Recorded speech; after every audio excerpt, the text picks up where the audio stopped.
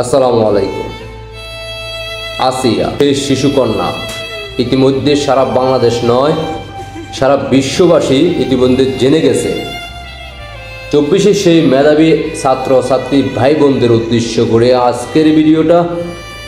যারা 24 সালে 5ই আগস্টের আগে আপনারা স্লোগান তুলেছিলেন, তুমি কে আমি কে রাজাকার রাজাকার, আজকে আপনাদের স্লোগান তোলার প্রয়োজন হচ্ছে 5 আগস্টের পরে। এই পর্যন্ত ইতিমধ্যে সারা বাংলাদেশ নয়, সারা বিশ্ববাসী জানে গত 54 বছরে বাংলাদেশ স্বাধীন হওয়ার পর সারা বাংলাদেশে 54 বছরে যে নারী দর্শন হয়, প্রত্যেকটা নারী দর্শন একসাথ করলে আর গত 6 থেকে 7 মাসে 1 গুণ নয়, 2 গুণ নয়, 3 গুণ নয়, 5 গুণ 7 মাসে নারী দর্শিত হয় বাংলাদেশে। আজকে সে মেধাবীরা ইতিমধ্যে আপনারা জানেন, গতকালকে রাতে ঢাকাতে উত্তাল রাজপথে অবস্থান করতেছে সাধারণ জনগণ, সাধারণ ছাত্রছাত্রীরা। তার মধ্যে কিন্তু আবার 24-এর সেই সকল মেধাবীরা যুক্ত আছে, ওইখানে অবস্থান করতেছে। এগুলো তাদেরই কিন্তু পরিকল্পিতভাবে তারা ওইখানে অবস্থান করছে, যাতে আন্দোলনটা অন্যদিকে না যায়। আপনাদের উদ্দেশ্য করে বলতে চাই, আপনাদের আজকের স্লোগান তোলার দরকার হচ্ছে, তুমি কে আমি কে জিন্নাতের সন্তান, জিন্নাতের সন্তান, তুমি কে আমি কে ডক্টর ইউনূসের সন্তান, ডক্টর ইউনূসের সন্তান, তুমি কে আমি কে আসিফ নজরুল সন্তান, আসিফ নজরুলের সন্তান। এই স্লোগানটা আপনারা তুললে হয়তোবা বাংলাদেশের মানুষেরা একটুতে শান্তিতে মনে শান্তি আসতো। কারণ আপনারাই তো সে 24-এ মানুষের আবেগকে কাজে লাগিয়ে সারা বাংলাদেশে নারীদেরকে দর্শিত করার জন্য সুযোগ করে দিয়েছেন। 5 আগস্টের দিন মাননীয় প্রধানমন্ত্রী শেখ হাসিনার ব্যক্তিগত জিনিস নিয়ে আপনারা আনন্দ উল্লাস করেছিলেন। ভুলে গেছেন রোকেয়া বিশ্ববিদ্যালয়ে সেই ঘটনাও আপনারা কিন্তু ভুলে যান নাই বাংলাদেশের মানুষ। ওই দিন থেকে কিন্তু বাংলাদেশের নারীদেরকে হেনস্থা করা হচ্ছে রাস্তাঘাটে, বিভিন্ন জায়গায় অফেনলিভাবে। সে জিন্নাতের রাজাকার বংশের দাড়িওয়ালা, হুজুরওয়ালা, টুবিওয়ালা, জান্নাতি বংশের সন্তানরা ঐক্যবদ্ধ হয়ে, সংঘবদ্ধ হয়ে নারীদেরকে কিন্তু রাজপথে তাদের জামা কাপড় নিয়ে খুলে তাদেরকে বিভিন্নভাবে হেনস্থা করা হয়। 32 নম্বর বাড়ি থেকে শুরু করে বাংলাদেশের বিভিন্ন স্থানে কিন্তু নারীদেরকে অফেনলিভাবে নারীদেরকে হেনস্থা করা হয়। তখন কিন্তু আপনারা কেউ কথা বলেন নাই, এখনও বলতেছেন না।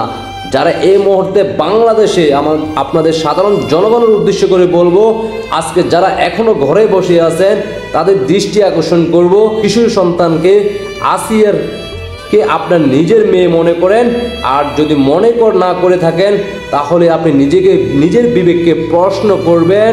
যারা এই মুহূর্তে রাজপথে অবস্থান করতেছে, যারা দেশ পরিচালনা করতেছে, তাদের বিরুদ্ধে যদি রুখে না দাঁড়ান, আজকে নয়, কালকে নয়, পরের দিন হলো আপনার ঘরে অথবা আপনার আত্মীয় স্বজনের মধ্যে এই ধরনের ঘটনা ঘটবে। তাই দেশবাসীর উদ্দেশ্য করে বলবো, আপনারা যারা এখনও রাজপথে অবস্থান করার জন্য প্রস্তুতি নেন নাই, সবাই যার যার অবস্থান থেকে প্রস্তুতি গ্রহণ করুন। কারণ আপনারা ভুলে যাবেন না, 1971 সালে 2 লক্ষ মা বোনের ইজ্জতের বিনিময়ে বাংলাদেশ স্বাধীন হয়। পাকিস্তানি সেই সকল রাজাকার জিন্নাতের সন্তানরা কিন্তু তাতে তাদের আনন্দ, তাদের মনের আশা পূর্ণ হয় নাই। তারা চাচ্ছে বাংলাদেশের প্রত্যেকটা ঘরে ঘরে যাতে নারী দর্শিত হয়।